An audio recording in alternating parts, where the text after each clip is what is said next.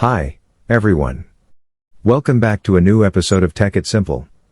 Today, in this video, I'm going to show you how you can download your Flipkart application on your Android device. Watch the video till the end to download your Flipkart application. Firstly, open up your Play Store. In the search box at the top, type in Flipkart and make a search. You're going to see the search results displayed on the screen. Tap on the Install button right next to the application to begin the download/login process.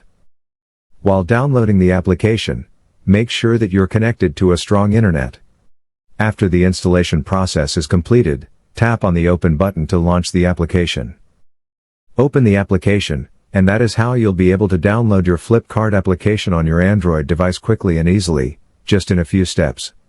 If you have any thoughts or queries, let us know in the comment section.